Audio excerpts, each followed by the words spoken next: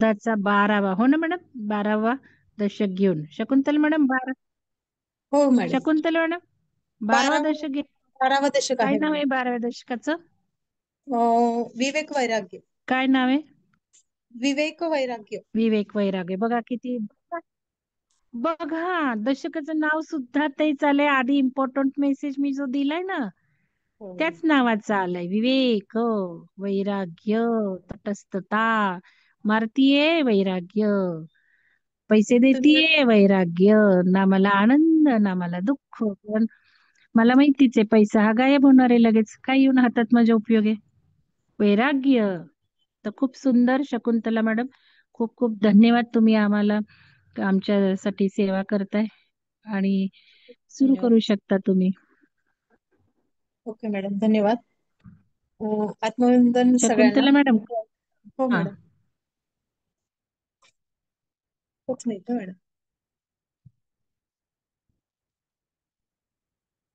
त्यांना आत्मवंदन.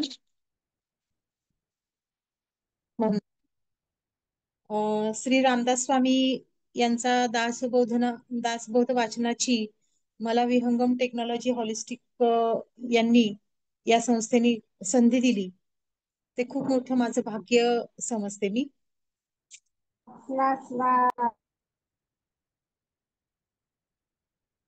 आज मी दासबोध वाचन करतेय, तर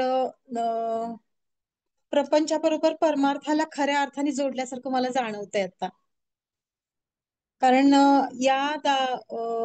दशकामध्ये सगळा बोध जो आहे तो प्रपंच आणि परमार्थ. मॅडमचं नेटवर्क नाही आहे का? एक मिनिट मॅडम, मॅडमचं नेटवर्क नाही का? माझं वीक आहे. तुमचा आवाज व्यवस्थित येत नाहीये शकुंतला मॅडम. आम्हाला येतोय. आम्हाला तुम्हाला येतोय. येतोय का? हो हो हा, येतोय. ठीक आहे ठीक आहे, माझं वीक आहे. मॅडम करा कंटिन्यू. Okay okay. हे वाचन करत असताना खऱ्या अर्थाने परमार्थाला जोडल्याची मला जाणीव होतीये. आणि दासबोध मधील 12वं दशक, समास पहिला, विवेक वैराग्य असे या समासाचे नाव आहे. सकाळी पहाटेच्या सेशन मध्ये सुचेता मॅडम यांनी मानव हा पृथ्वीवर जीवरूपात प्रवेश करतो आणि त्यानंतर तो प्रपंचाच्या विळख्यामध्ये कसा गुंतत जातो याचं त्यांनी सविस्तर विश्लेषण रामदास स्वामींनी त्याच्यामध्ये लिहिलेलं आहे दशक तिसऱ्यामध्ये. त्याला जोडूनच आपण प्रपंचाबरोबर परमार्थ ही किती महत्वाचा आहे ही गोष्ट स्वामी समर्थ रामदासांनी याच्यामध्ये दिलेली आहे. तर त्याचं वाचन मी करणार आहे. 12वा दशक आहे, त्याचं नाव विवेक वैराग्य आहे. माणसाची तारीफ अशी आहे की त्यांचे जीवन मगरीप्रमाणे जलस्थलवासी म्हणजे दुहेरी आहे. मगर जितक्या सहजपणे पाण्यात राहते तितक्या सहजपणे ती जमिनीवर वावरते.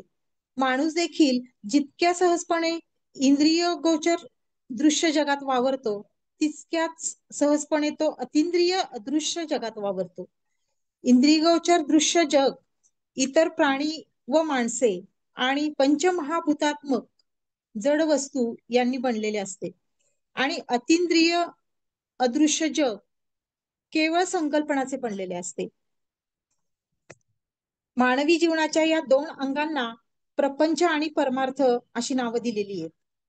तर ही दोन अंगे एकमेकांवर अवलंबून असली तरी संकल्पनाचे जगत जड वस्तूंच्या जगतांपेक्षा खचितच श्रेष्ठ आहेत.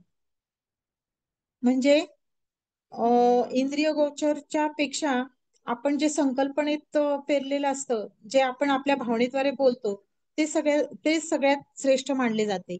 माणसाच्या संकल्पनाचे जगत त्याच्या विवेक शक्तीमधून निर्माण होत असते.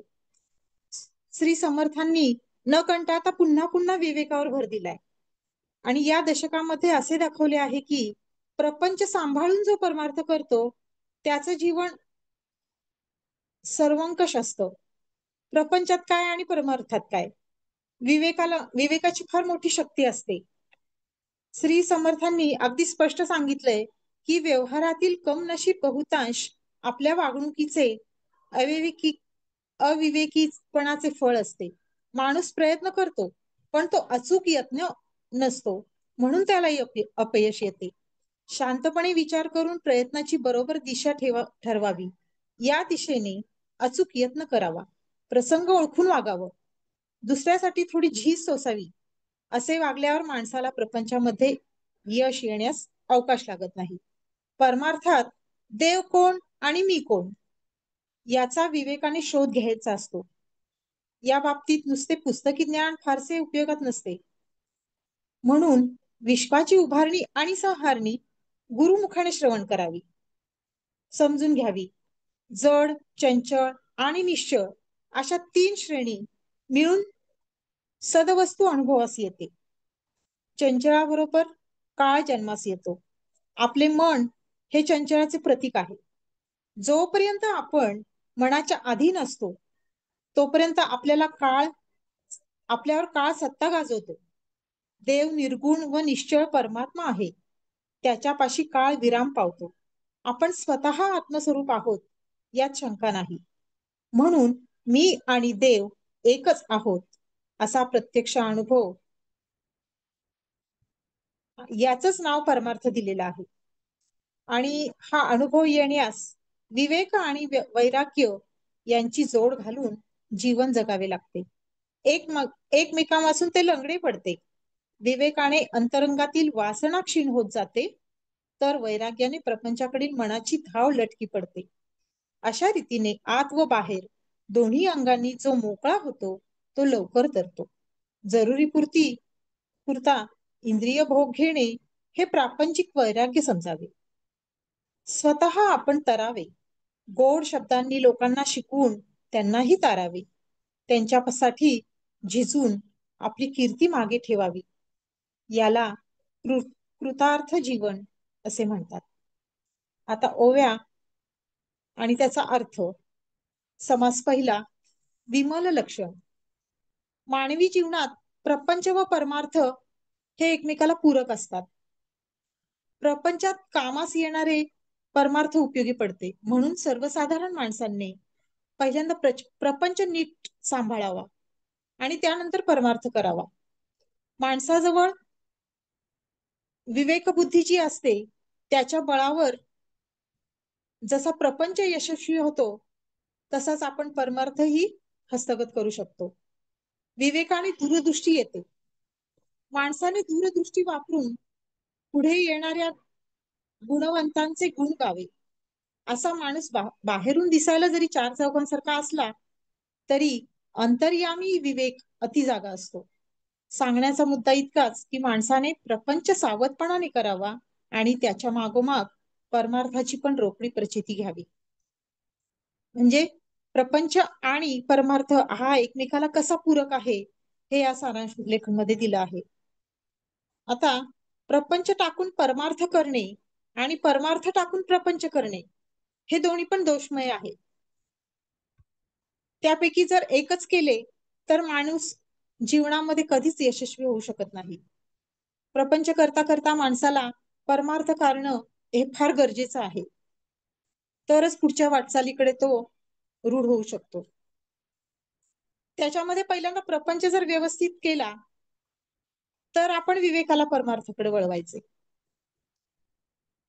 त्याच्यामध्ये कुठल्याही गोष्टी म्हणजे प्रपंच किंवा परमार्थ करायला कुठल्याही प्रकारचा आळस करू नये. आपण जर प्रपंच सोडून जर नुसता परमार्थ केला तरी माणूस दुःखी कष्टी होतो आणि नुसता प्रपंच केला तरी सुद्धा माणूस दुःखी कष्टी होतो. प्रपंच टाकून जर परमार्थ केला तर पोटाला खायला अन्न कसं मिळणार आपल्याला. जो नुसता परमार्थच करत राहिला तर तो कम नशिबी ठरला जाईल. बर, परमार्थ टाकून जर नुसता प्रपंच केला तर यमयातना सुद्धा भोगाव्या लागतात आणि त्याच्यामुळे हाल पण होतात. त्यांनी स्वामींनी रामदास स्वामींनी याच्यामध्ये एक उदाहरणासहित स्पष्ट केलंय की एखादा मालक जर नोकर जर घरीच बसला तर त्याला तो वाटेल तसे बोलतो, लोक तमाशा बघतात, त्याची आबरू जाते. म्हणजे त्याला कुठल्याही परिस्थितीत कामाला जाणे गरजेचं आहे. चांगल्या निदर्शनास येणं गरजेचं आहे, तरच तो अं, पुढे येतो. त्याच्यामुळे ते उदाहरण स्वामींनी दिले आहे. परमार्थ सोडून जर नुसता प्रपंच करण्याची अखेर अशीच अवस्था होते.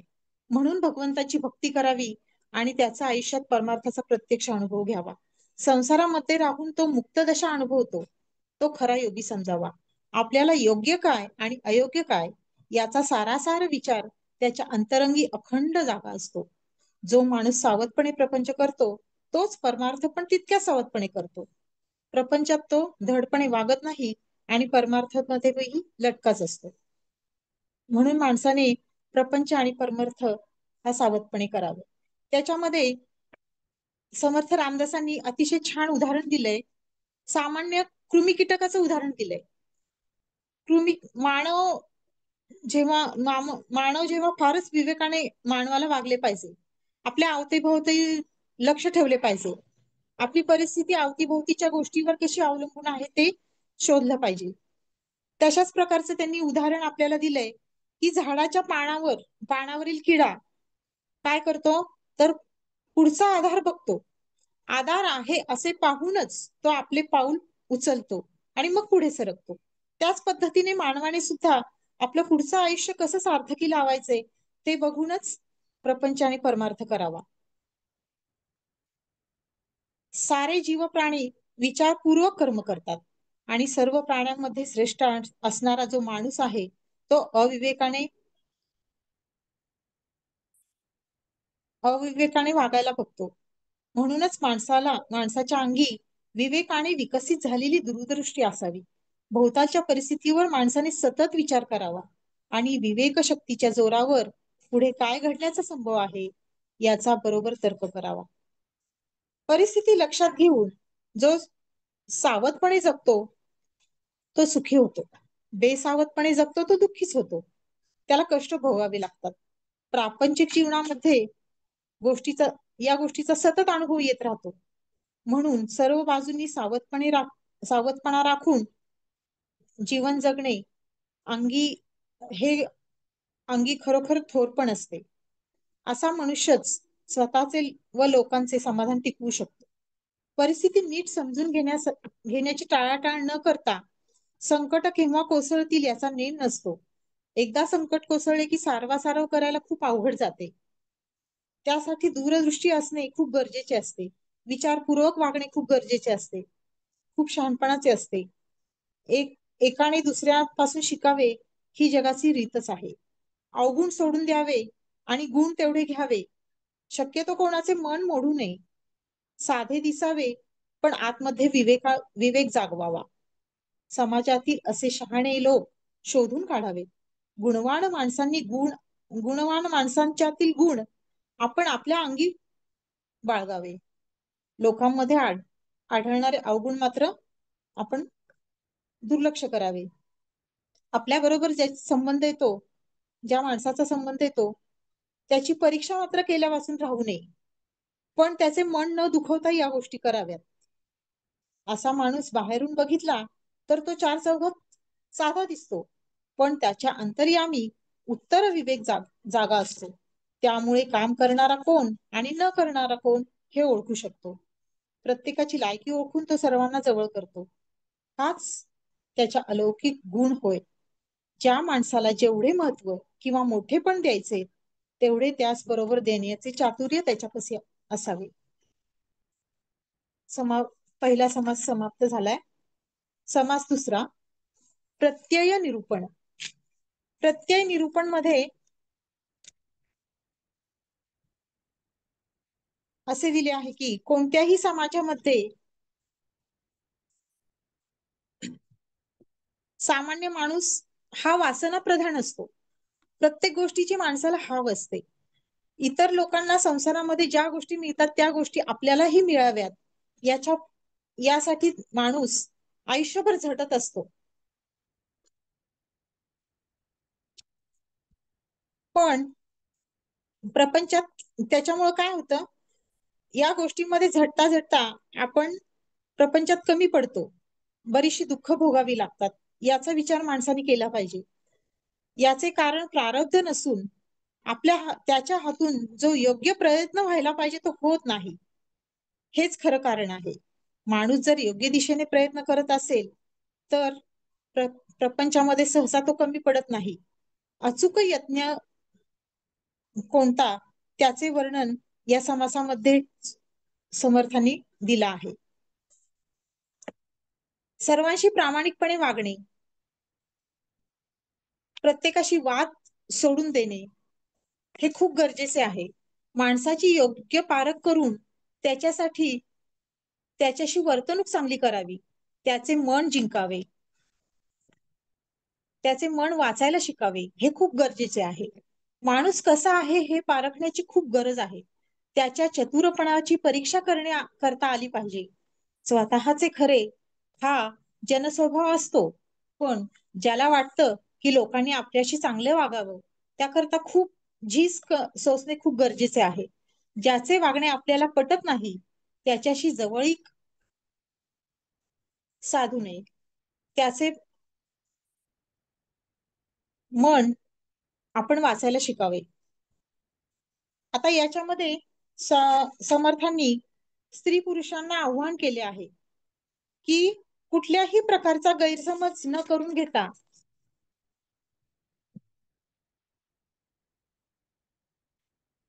कुठल्याही प्रकारचा गैरसमज न करून घेता आपण प्रपंचात योग्य मार्ग निवडू शकतो, योग्य दिशेने प्रयत्नही करू शकतो. जर तसा केला नाही तर प्रपंचामध्ये आपल्याला हवे ते मिळत नाही. संसार करणाऱ्या प्रत्येक स्त्री पुरुषांना त्यांनी आव्हान केले की मी जे काय म्हणतोय ते शांतपणे ऐका, माझ्या म्हणण्याचा बरोबर अर्थ नीटपणे समजून घ्या. आपली वासना काहीतरी मागते, आपली कल्पना मनोराज्य रचते, आपल्या मनामध्ये असे अनेक प्रकारचे तरंग उठतात.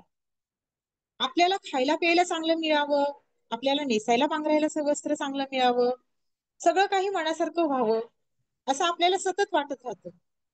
आपले मनोगत याप्रमाणे असले तरी त्यापैकी काही घडून येत नाही. उलट बरं करायला गेलं तर अनपेक्षितपणे भलतेच घडून जातं. एक सुखी असतो तर दुसरा दुःख भोगतो. ही गोष्ट प्रपंचात प्रत्यक्ष आढळते. हे दुःख भोगताना ते कष्टी होतात आणि आपले दुःखाचे कारण प्रारब्धावर ढकलून देतात. पण हे बरोबर नाही. माणूस प्रयत्न करत नाही आणि त्याच्या फळाची मात्र अपेक्षा करतो. दोष आपल्याकडे आहे, अवगुण आपल्या आड येत आहेत हे माणसाच्या लक्षात येत नाही आणि स्वतः कसे आहोत हे माणसाला कळत नाही. त्याला आपला दुसरा कसा आहे हे कळणार नाही. योग्य मार्गाने जाणे सोडल्यास माणसाची दिनवाणी दशा होते. प्रपंचात माणसासारखे घडून येण्यासाठी लोकांचे मनोगत ओळखणे गरजेचे असते. प्रत्येकाशी भांडणतंटा टाळणे गरजेचे असते. त्याची वागणुकीची परीक्षा घेणे गरजेचे असते. लोकांच्या मनात काय आहे ज्याला कळत नाही आणि लोकांना काय आवडतं ते जर समजत नसेल तर ते मूर्खपणाचे लक्षण आहे. या गोष्टी आपल्यामध्ये येऊ नयेत, आपण दुःखी कष्टी होऊ नयेत, त्यासाठी खूप प्रयत्न करावा लागतो, खूप श्रम घ्यावे लागतात. वागण्याचा हा प्रकार काही चांगला नाही. आपल्याशी ज्यांचा संबंध येतो तो नाना प्रकारच्या लोकांची पारख करावी. कोण माणूस कसा आहे याचं ज्ञान घेणं गरजेचं आहे. माणसाशी वागताना चतुर आणि सावधपणे वागले पाहिजे. बोलणे हेतुपूर्वक ठेवले पाहिजे. त्याची परीक्षा करता आली पाहिजे. बुद्धिहीन माणसाला दुसऱ्याच्या मनातील हेतू कळत नाही.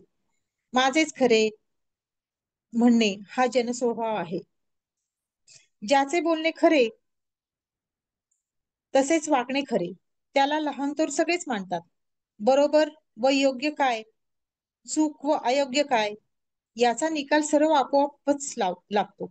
आपण कोण आहोत, आपली लायकी काय आहे, लोकांना जोपर्यंत कळत नाही तोपर्यंत खरा थोर पुरुषाने विवेकपूर्वक आणि क्षमाशील असणे गरजेचे आहे. म्हणजे एखाद्या गोष्टीमध्ये जर आपण चुकीचं वागलो तर क्षमा मागण्याची क्षमता आपल्यामध्ये असावी. विवेकबुद्धी वापरणे गरजेचे असावे लागते. जर तो क्षमाशील राहिला नाही तर त्या अवगुण वागणाऱ्या लोकांच्या तरी आपल्यात काही फरक उरणार नाही. चंदन जसे जोपर्यंत झिजत राहते आणि लोकांना सुगंध देत राहते, त्याच पद्धतीने चंदन आणि वृक्षासारखे आपणही आपल्याला स्वतःला ठेवण्याचा प्रयत्न करावा. माणसात असणारा उत्तम गुण लोकांमध्ये प्रकट झाला नाही तर लोकांना माणसाच्या योग्यतेची कल्पना नसते. पण त्याच्या अंगचे उत्तम गुण प्रकट होऊन लोकांना कळले म्हणजे मग लोकांचे मत आपोआपच बदलून जाते. आपल्याबद्दलचे मत बदलत जाऊन स्वच्छ झाले म्हणजे आपल्यावर लोकांचे प्रेम बसते. असे बसले की जनता आपलीशी होऊ लागते, आपल्याला वश करता येऊ लागते. अशा रीतीने जनता रूपी जनार्दन ज्या पुरुषाला वश झाला त्याला काहीही कमी पडत नाही आणि सगळ्यांना खुश ठेवणे खूप सोपे जाते. सर्वांना राजी राखण्यास कोणाचे वर्म काढू नये. म्हणजे आता आपल्याला मॅडमनी पहिल्यांदा जे सांगितलं तेच या समासामध्ये समर्थांनी लिहिलेलं आहे. सर्वांना राजी राखण्यास कोणाचे वर्म काढू नये, क्षमावृत्ती सोडू नये. क्षमावृत्ती भंगू लागली तर दुसरीकडे निघून जावे. आपण जे पेरतो तेच उगवते. जर आपण उसने घेतलं तर फेडावं लागतं. कोणाचे गुप्त रहस्य प्रकट केले तर अंतःकरण दुखावले जाते. आपण लोकांशी चांगले वागलो, आपल्या जीवनात सुखाची वाढ होते. उत्तरासारखे उलट उत्तर येते हा तर नियमच आहे. आपल्या जीवनात आपण सुख भोगायचे की दुःख भोगायचे हे सरासर आपल्याच हातात असते. या बाबतीत आपण दुसऱ्यांना दोष देऊ शकत नाही. आपण आपल्या मनाला ही गोष्ट सतत शिकवत राहिली पाहिजे. समजा कोणी दुष्ट आणि दुर्जन वागले किंवा असा माणूस जर आपल्याला भेटला तर त्याच्याशी वागताना मात्र आपण क्षमावृत्ती आपली सोडू नये, आपला तोल ढळू देऊ नये. ताबडतोब मौन धरावं, नाहीतर ते स्थळ सोडून बाजूला जावं. माणसाच्या मनाची परीक्षा खरी महत्वाची असते. मरणाचे स्मरण ठेवून विवेक जागा ठेवावा व लोकांशी चांगले वागावे. लोक आपले करून घ्यावेत, प्रसंग ओळखून वागावे. सामान्यतः माणसाला बाहेरील खुणांची परीक्षा करता येते, त्यास अडचण पडत नाही. पण माणसांच्या अंतरंगाची परीक्षा आपल्याला करता आली पाहिजे. पुष्कळांना करता येत पण नाही. त्यामुळे माणूस भाग्यवान ठरत नाही. आपण एक दिवस मरणारच आहोत हे लक्षात ठेवून प्रत्येकाशी प्रेमाचा संबंध शक्यतो ठेवावा. विवेकबुद्धीने वागावे, विवेकत्व टिकवून ठेवावे. आपण जर दुसऱ्यांचे चांगले केले तर आपले चांगले होते हा प्रत्यक्ष अनुभव आल्यापासून राहत नाही. भगवंताची कथा काय, निरूपण काय, उत्तम राजकारण काय या सगळ्या गोष्टी प्रसंग पाहून कराव्यात. प्रसंग ओळखून केल्या तर यश येते. प्रसंग न ओळखता केलं तर केलेले कार्य वाया जाते. एखादा माणूस जर विद्या शिकला असेल पण प्रसंगाला अनुसरून असे त्यास वागता जर आले नाही तर त्याची विद्या सगळी वाया जाते आणि त्या विद्येला कोणी विचारत नाही. हा समास तिसरा दशक 12व्या मधील समास दुसरा समाप्त झाला.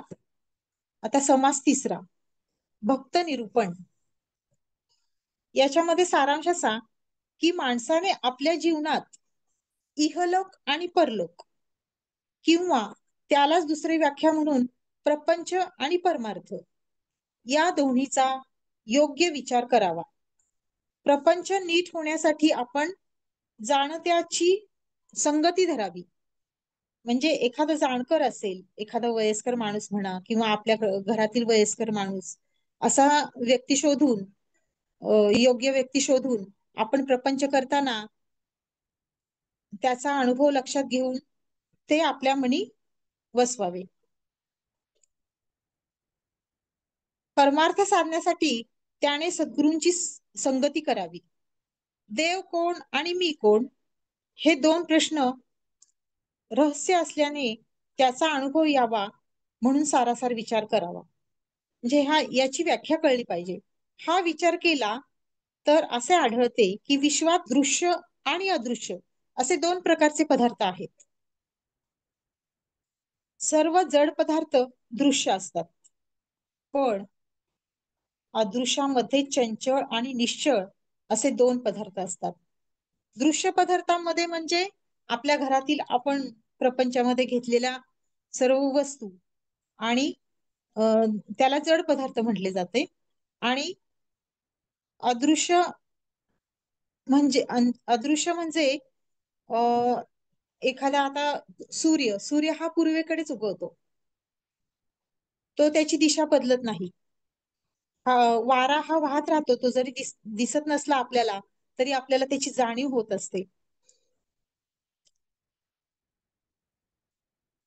यांपैकी जड आणि चंचल पदार्थ माईक असल्याने अशाश्वत असतात व निश्चळ वस्तू म्हणजे परब्रह्म तेवढे शाश्वत असते.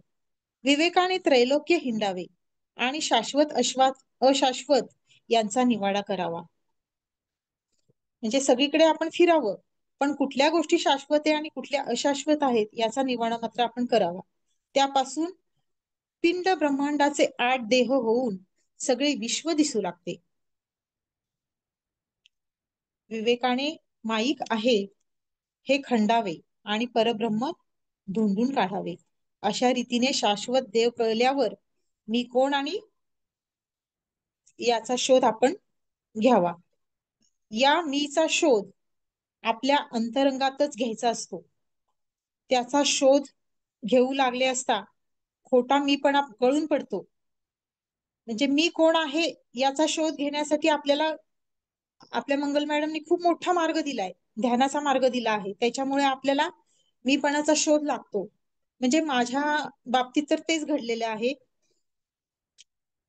आपण केवळ आत्मा आहोत हा अनुभव येतो, खोटा मीपणा गळून पडतो. त्यामुळे आपल्यामध्ये वेगळे पण जाणवते. वृत्तीची निवृत्ती होऊन उन्मनी साधते. उन्मनी अवस्थेत ज्ञानाचे विज्ञान होते, ध्यानाचे ध्येय बनते. सगळे पाप विलयास जाऊन जन्माचे सार्थक होते. या पदाला पोहोचलेले भगवंताचे दासच इतर लोकांना तारतात, जसे आता आपल्याला मंगल मॅडम तारत आहेत. माणसाने प्रपंच व परमार्थ दोन्ही साधण्यात खरी सार्थकता असते. जाणत्याच्या सांगण्याप्रमाणे प्रपंच करावा व श्री सद्गुरूंच्या सांगण्याप्रमाणे परमार्थ करावा. इथे सद्गुरूंची व्याख्या आपल्याला मॅडमनी कोणत्या गोष्टीला दिलीये तर आपला स्वतःचा श्वास याला सद्गुरूंची व्याख्या दिलेली आहे.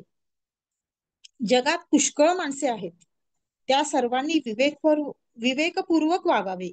इहलोक आणि परलोक दोन्हींचा विचार करावा. या जगात यश येण्यास जाणत्याची संगती धरावी. हा आता ओव्यांचा अर्थ आहे, वाचून दाखवतीये. जाणत्याची संगती धरावी.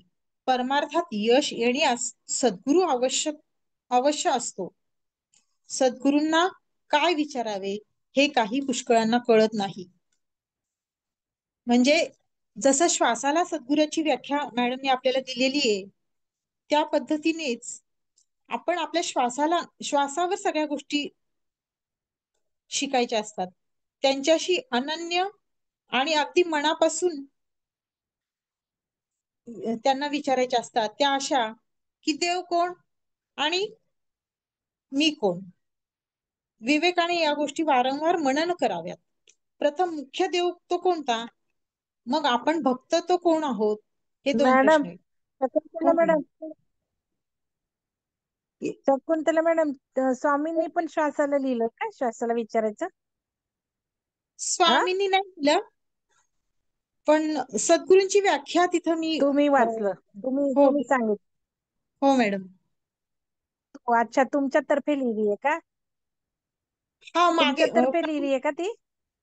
हा माझ्यातर्फे लिहिली. हा, कारण तुम्ही त्यातलं काय वाचता किंवा तुम्ही काय सांगताय हे थोडं कळत नाहीये. म्हणजे तुमचं काय असेल ते वर थोडं सांगा, म्हणजे मला असं वाटतं म्हणून. ओके ओके, ठीक आहे. हा. सद्गुरूंना काय विचारावे हे काही पुष्कळांना कळत नाही. त्यांच्याशी अनन्य होऊन अगदी मनापासून पुढील 2 गोष्टी विचाराव्यात. देव कोण आणि मी कोण? विवेकाने या गोष्टींचा वारंवार मनन करावे. प्रथम मुख्य, देव तो कोणता? मग आपण भक्त तो कोण आहोत? हे प्रश्न. त्यांची उत्तरे सापडण्यास पंचीकरणाचा आणि महावाक्यांचा विचार पुन्हा पुन्हा करावा. शाश्वत परब्रह्माचा प्रत्यक्ष अनुभव घेणे हेच साऱ्या परमार्थांचे रहस्य समजावे. शाश्वत व निश्चळ परब्रह्म ओळखणे हेच सर्व परमार्थ केल्याचे फळ आहे. केवळ शुद्ध मी कोण आहे याचाही शोध घ्यावा. शाश्वत काय व अशाश्वत काय याचा सूक्ष्म विचार केला तर असे प्रत्ययास येते की या दृश्य विश्वामधील कोणतेही स्थान शाश्वत नाही. या सर्वांचे आदिकारण तो जो परमात्मा, त्याला ओळखणे जरुरीचे आहे. या दृश्य विश्वात निश्चल, चंचल आणि जड असा विविध भेद आढळतो. पण हा सगळा मायेचा पसारा आहे.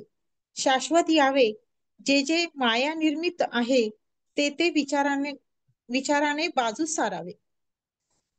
म्हणजे जे मायाजाळ आहेत ते विचारांनी बाजूला सारावेत आणि परीक्षावंतांचे हेच खऱ्या परीक्षावंतांचे काम समजावे. जो खरी परीक्षा करणार आहे त्याने खरे खोटे तपासावे. खोटे बाजूस सारून खरे तेवढे स्वीकारावे. मायेने निर्माण केलेले सगळे पदार्थ दिसायला जरी खरे दिसले तरी ते खरे नाहीत हे पक्के ओळखावे. मायेचा पसारा पंचभूतांनी भरलेला आहे. पांचभौतिक वस्तू साऱ्या नाशवंत असतात. या दृष्टीने पिंड, ब्रह्मांड व त्यांचे 8 देह सारे नाशवंत आहेत. मायेपासून उत्पन्न झालेले सारे विश्व कसे नाशवंत आहेत याचे वर्णन रामदास स्वामी खूप छान पद्धतीने करतात. जे जे इंद्रियांना दिसते ते सारे नाश पावत असते. जे जे जन्म पावते ते सारे मरण पावते. जे जे बनवलेले असते ते सारे मोडते. असे हे मायेचे रूप आहे. जे जे वाढते ते सारे मोडते. जे जे येते ते सारे जाते. कल्पताच्या कल्पा कल्पांताच्या समयी एक महाभूत दुसऱ्याला गिळून टाकतो. देह धारण करणारा प्राणी नाश पावतो. हे तर प्रत्यक्ष अनुभवाला येतेच. माणसा वाचून माणूस उत्पन्न होत नाही. वीर्या वाचून उत्पत्ती होत नाही. अन्ना वाचून वीर्य उत्पन्न होत नाही. वनस्पती वाचून अन्न निर्माण होत नाही. पृथ्वी वाचून वनस्पती होत नाही. पाणी नाही तर पृथ्वी नाही. तेज नाही तर पाणी नाही. वायू नाही तर तेज नाही. असा क्रम जाणावा. अंतरात्मा नसेल तर वायू उत्पन्न होऊ शकत नाही. मूळ मायेचा विकार नसेल तर अंतरात्मा असत नाही. परंतु निर्विकार परब्रह्मात दिसणारा विकार खरा आहे काय याचा नीट विचार करावा. म्हणजे प्रत्येक पंचमहाभूत आहेत ते एकमेकांवर कसे अवलंबून आहेत त्याच्यामध्ये याचा अर्थ दिला आहे. मायेतून अशा रीतीने निर्माण झालेले सारे विश्व नाशवंत असते. ते सगळे बाजूला सारून शाश्वत ब्रह्माला गवसणी घालावी. की खरा देव कोण? याचे उत्तर आहे निर्विकार परब्रह्मामध्ये पृथ्वी, आप, तेज, वायू, अंतरात्मा आणि मूळ माया यांपैकी एकही आढळत नाही. निर्गुण निर्विकार वस्तू हीच शाश्वताची खूण आहे. अष्टदहा प्रकृती संपूर्णपणे नाशवंत आहे. सगळे दृश्य नाशवंत आहे हे ओळखून राहिले पाहिजे. म्हणजे हे असून नसल्यासारखे होते. सारासार विचाराने समाधान काय आहे ते बरोबर आकलन होते. शाश्वत शोधून काढण्यासाठी विचार करू लागल्यावर सार कोणते व असार कोणते याचा निश्चय मनात होतो. हा निश्चय झाला की आत्मानात्म विचार बलवान बनतो. विचार करण्याचे सामर्थ्य वाढत जाते. विचारास सूक्ष्मांत शिरण्याची शक्ती येते. विचार ज्या प्रमाणात सूक्ष्म बनतो त्या प्रमाणात तो अशाश्वताचे कवच भेदून पर्यंत पोहोचतो. तेथे तो नाहीसा होऊन वस्तुदर्शन देतो. म्हणजे आपण आपल्या मनाचे ऐकून आपल्याकडे जे सूक्ष्म शरीर आहे त्याने जर सरासर विचार केला तर अशाश्वताचे कवच भेदून शाश्वतापर्यंत आपण पोहोचतो. देव शाश्वत आहे, निर्गुण आहे अशी खूण स्वानुभवाने पटली. देव कोण ते कळले. आता आपण कोण आहे ते कळणे गरजेचे आहे. मी कोण याचा शोध घेता घेता मी शुद्ध निर्मळ निरुपाधिक आत्मा आहे असे अनुभव येतो. मी कोण हे कळायला पाहिजे असेल तर देहामध्ये तत्वे शोधली पाहिजेत. ती शोधून पाहिली तर असे समजते की मनात उत्पन्न होणाऱ्या वृत्तींमध्ये मी तूपणाचे मूळ आहे. स्थूल, सूक्ष्म आणि कारण ह्या सगळ्या देहांचा शोध घेतला तर हा खोटा मीपणा कोठे दिसत नाही. त्या शोधात सारे मी तू पण पंचतत्वांमध्ये विलीन होऊन जाते. त्याच शोधात दृश्य पदार्थ मिथ्यपणाने बाजूला सरतात. एक तत्व दुसऱ्यामध्ये लय पावते. त्या ठिकाणी मी तू पण उरण्यास जागा राहत नाही. केवळ ब्रह्मावस्तू तेवढी शिल्लक उरते. पंचीकरण काय, तत्वी विवरण काय, महावाक्य चिंतन काय, या सर्वांचा भावार्थ असा आहे की आपण परमात्मा स्वरूप आहोत. तसा अनुभव येण्यासाठी आपण अनासक्त होऊन आत्मवस्तूशी तदाकार झालं पाहिजे. तात्पर्य, देव आणि भक्त यांचे मूळ शोधून पाहिले तर सर्व उपाधिरहित असा केवळ आत्मा शिल्लक उरतो. त्या आत्म्याचा साक्षात्कार झाला म्हणजे काय होते ते सांगतात. अशा रीतीने मी पण नाहीसे होते. आत्मानात्म विवेकाने वेगळे पण नाहीसे झाले म्हणजे वृत्तीरहित अवस्था येऊन उन्मनीपद प्राप्त होते. ज्ञानाचे रूपांतर विज्ञानात होते. ध्यान ध्येयमत बनते. कार्यकारण भावामध्ये अंतर्भूत होणारे सारे द्वैतमय दृश्य बाजूस सारले जाते. जन्म मरणांचे चक्र संपते. सगळे पाप विलयास जाते आणि यमयातनाच्या तावडीतून सुटका होते. सर्व प्रकारची बंधने तुटतात. ब्रह्मविचाराने मोक्ष प्राप्त होतो आणि जन्माचे संपूर्ण सार्थक होते. नाना प्रकारचे संशय नाहीसे होतात. सर्व संकटे नाहीशी होतात. अशा रीतीने आत्मज्ञान आणि आत्मानात्म विवेक यांच्या सहाय्याने पुष्कळ लोक पावन झाले. पतितांना पावन करणाऱ्या परमात्म्याचे दास देखील जगाला पावन करतात असा प्रत्यक्ष अनुभव खूप लोकांना आलेला आहे. समास तिसरा समाप्त.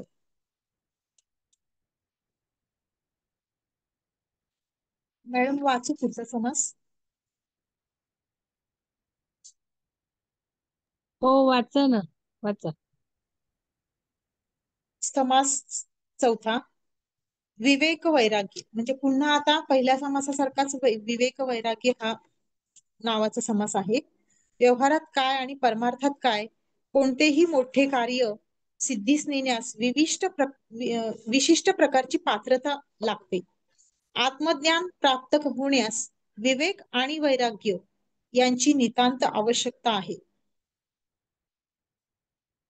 माणूस चालण्यासाठी जसे 2 पाय वापरतो किंवा रथ भरधाव चालण्यास जशी 2 चाके लागतात, त्याप्रमाणे साधकाची साधना समाधानकारकपणे चालण्यास विवेक आणि वैराग्य दोन्ही समतोलपणे अंगी असणे आवश्यक आहे. म्हणजे विवेक आणि वैराग्य हे माणसाचे 2 चाके आहेत. वैराग्य जर नसेल तर विवेक चालत नाही आणि विवेक जर नसेल तर वैराग्य चालत नाही. म्हणजेच थोडक्यात प्रपंच आणि परमार्थाला सुद्धा हीच व्याख्या आहे. एका वाचून एक वाया जाते आणि मग धड प्रपंच होत नाही आणि धड परमार्थ. आपले ध्येय कोणते, आपली साधना कोणती, प्रपंचाचे स्वरूप काय आहे, आपले जगाचा स्वभाव कसा आहे, स्वरूपानुभवाची लक्षणे कोणती वगैरे प्रश्नांची अगदी स्पष्ट उत्तरे बुद्धीने आकलन करणे याचेच नाव विवेक आहे. आपल्या देहासकट सर्व दृश्याची किंमत आत्मज्ञानापेक्षा कमी वाटणे, देहातून सुख घेण्याची प्रवृत्ती क्षीण होणे, हवे नको पण शांत होणे, मनाने कोठेही कोणताही व कशातही गुंतून न राहणे यास वैराग्य म्हणतात. म्हणजे आपण जीवनामध्ये जे वावरत असतो त्यामध्ये कुठल्याही गोष्टीचा लोभ, राग, मोह, मत्सर या गोष्टी फेकून देणे म्हणजेच देहातून सुखी होणे आणि कशातही न गुंता वैराग्य साधणे असे होते. वैराग्याच्या अभावी नुसता विवेक पांगळा होतो व विवेकाच्या अभावी नुसता वैराग्य दुराग्रही व तर्कदुष्ट बनतो. विवेक वैराग्याने माणूस आतून व बाहेरून मोकळा होतो. त्याच्या बोलण्या चालण्यात यत्किंचित विरोध आढळत नाही. म्हणून उत्तम लोक त्याचे जीवन बघून अचंबा करतात. उत्तम साधक एक प्रकारे परमार्थाचा प्रचारक असतो. त्यास भगवंता वाचून इतर वासना नसतात. त्याच्या अंगी वैराग्य बांधलेले असते. त्याचा विवेक आणि धारणा दोन्ही वरच्या दर्जाचा असतात. तो मनापासून भजन करतो, रसाळ हरिकीर्तन करतो, निरूपणास स्वानुभवाचे बोल बोलतो. सारांश, उत्तम विवेक, प्रखर वैराग्य, अनुभवाचे ब्रह्मज्ञान, आचारशीलता आणि परोपकार या गुणांनी संपन्न पुरुष पुष्कळ लोकांना परमार्थाच्या योग्य मार्गावर आणून सोडतो. जीवनात सर्व दृष्टींनी यशस्वी होण्यास विवेक पाहिजे.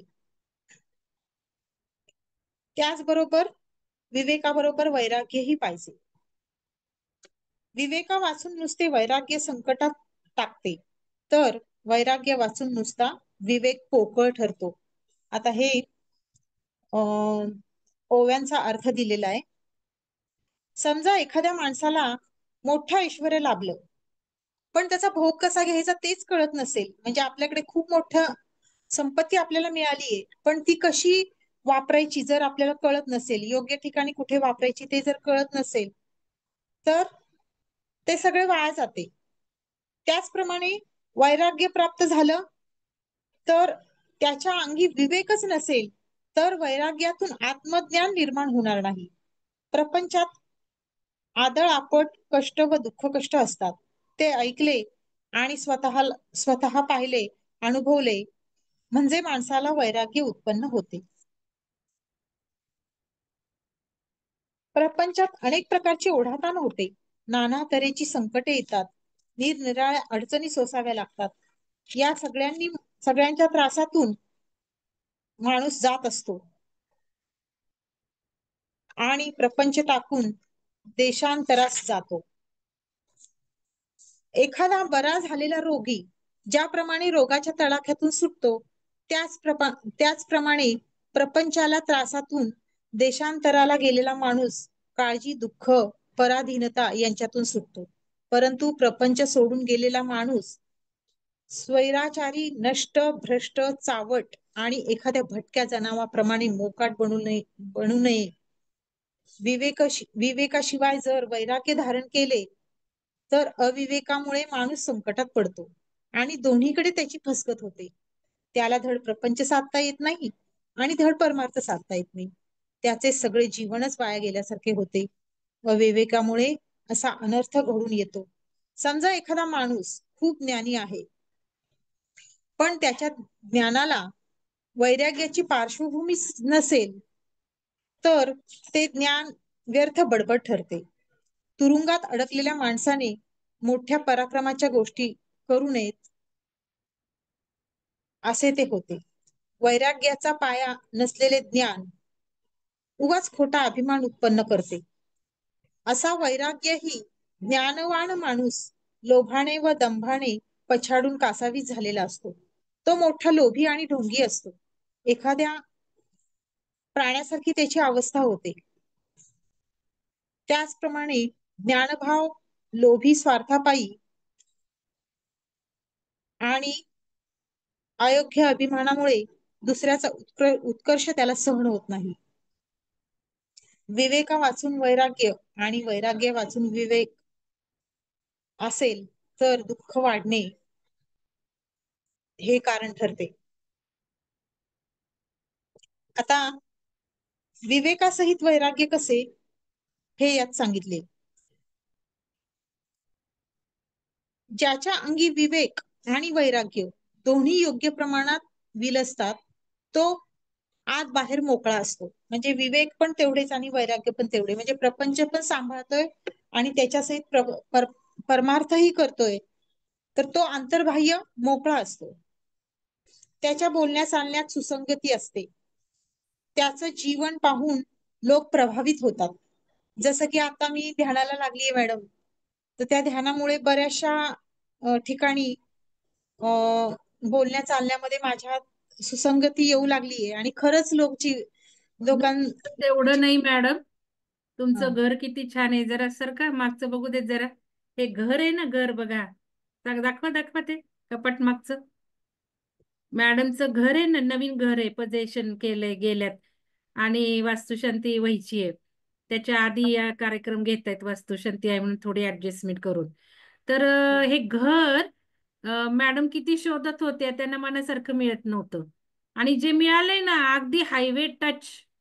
आणि मला नुसतं परवा पिरामिडला जाताना लोकेशन दाखवलं तर मीच भारावून गेले. मी म्हटलं बापरे केवढं सुंदर लोकेशन आणि किंमत किंमत सुद्धा खूप छान, म्हणजे बजेटमध्ये बसणारी. थोडंसं एक्सिड होत होतं मॅडम. एक दिवस दुःखी झाल्या होत्या, आता काय करू, एवढे तर नाहीये. झाला मला फोन झाला आणि मी सांगितलं.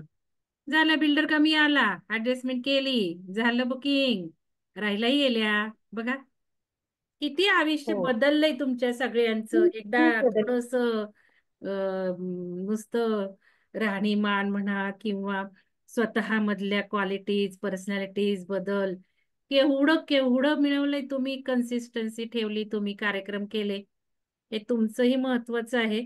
पण अगदी अगदी 2 वर्षाच्या मानाने खूप फायदे झालेले आहेत तुमच्या जीवनात. आणि चक्क मॅडम मॅडम कार्यक्रम घेत आहेत, हे मला जास्त महत्वाचं वाटतं. दुसऱ्यांसाठी सेवा, म्हणजे स्वामी जे बोलतात ना, प्रपंच आणि परमार्थ. प्रपंचातही उंची गाठली आहे त्यांनी. मुलगा सिंगापूरला आहे, सिंगापूरला चालले आता मुलाची सेवा करायला 1 महिना, जाऊन आल्या. म्हणजे प्रपंच चालू आहे, परमार्थही चालू आहे. पिरामिडला येतातच आणि पिरामिड मध्ये सुद्धा तुम्ही बघितले असतील व्हिडिओ. तर आपण हे स्वामी म्हणतात ते करतच आहोत सगळे. पण आपल्याला वैराग्य अजून जायचंय, वाढवायचंय. म्हणजे वैराग्य आणि विवेक, जसं परमार्थ आणि प्रपंच आपण उत्तम गाठायला लागलोय आता विहंगमला जोडल्यापासून. पण विवेक आणि वैराग्य हे आपल्याला वाढवायचं आहे. तर तोच अध्याय मॅडम वाचत आहे जो मी आज मीटिंग घेऊन बोलले. मला काहीही माहिती नव्हतं, नाव माहिती होतं पण डोक्यात कुठं होतं. पण त्याच गोष्टीवर मी बोलले. म्हणजे हे स्वामींनीच आपल्या पुढे आणले. आपल्याला जो बदल हवाय, मी जो म्हटलं एक जंप गाठायची आपल्याला, जंप, तर त्यासाठी हे आपल्या पुढे आलेले आहे. धन्यवाद मॅडम, करा कंटिन्यू पुढं. आपल्याला ध्यानही करायचंय आज, तर संपवा तुमचं काय चाललंय तेवढं. जीवन पाहून लोक प्रभावित होतात. छान आहे बरं का, मस्त. मला बघितल्या बघितल्याच खूप छान वाटलं. हो, हा बोला. त्यांचे स्वानुभवाचे पोल मोठाच परिणाम करतात. त्याच्यामुळे हजारो माणसे सन्मार्गास लागतात. म्हणजे आपल्यात जर संगती आली आणि आपले जीवन बघून जर आजूबाजूचे लोक प्रभावित झाले, तर त्यांच्यामुळे हजारो माणसे सन्मार्गास लागतात. विवेकाने माणसाचा मीपणा सुटतो व वैराग्याने त्याची प्रपंचाची आसक्ती सुटते. विवेकयुक्त वैराग्यवान पुरुष अशा रीतीने आतून व बाहेरून मोकळा होतो, बंधनरहित होतो. तोच खरा निसंग योगी होय. असा योगी जसं बोलतो तशीच कृती करून दाखवतो. त्याची जीवन पद्धती पाहून समाजातील शुद्धचरणी माणसे देखील चकित होतात. एकीकडे त्रैलोक्याची आसक्ती नाही असे धगधगीत वैराग्य त्याचपाशी असते, तर दुसरीकडे असीम प्रयत्न, अमर्याद विवेक आणि असाट धारणा त्याच्या अंगी विलसतात. तालबद्ध ताणयुक्त संगीत प्रधान असे हरिकीर्तन तो करतो. त्यात प्रेमाचा रस भरून टाकतो. त्याप्रमाणे अगदी मनापासून खऱ्या आवडीने तो भगवंताचे प्रेमळ भजन करतो. त्याचे बोलणे ऐकणाऱ्या माणसाला ताबडतोब सन्मार्गास लावते. असा प्रबल विवेक त्याच्या अंतर्यामी प्रदीत असतो. तो बोलत असता त्याचे बोलणे स्वानुभवाच्या साहित्यास कधीही विरोध करत नाही. सन्मार्गाने जाण्यामध्ये लोकसमुदाय त्याला अनुसरून लागला म्हणजे त्याच्यावर ईश्वराची कृपा झाली असे ओळखावे. हे जरी खरे तरी प्रसंग कोणता आहे हे जाणता आले पाहिजे. कशाचीही आस नसलेले जळजळीत वैराग्य असावे. स्वानुभवाचे ब्रह्मज्ञान असावे. स्नान संध्याशील असावे. भगवंताचे भजन असावे. पुण्य मार्गाने जात असावे.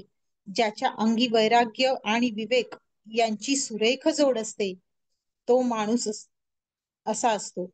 नुसते वैराग्य दुराग्राही व वेडपट असते तर नुसते शब्दज्ञान ओशाळवाणे आणि कंटाळवाणे वाटते.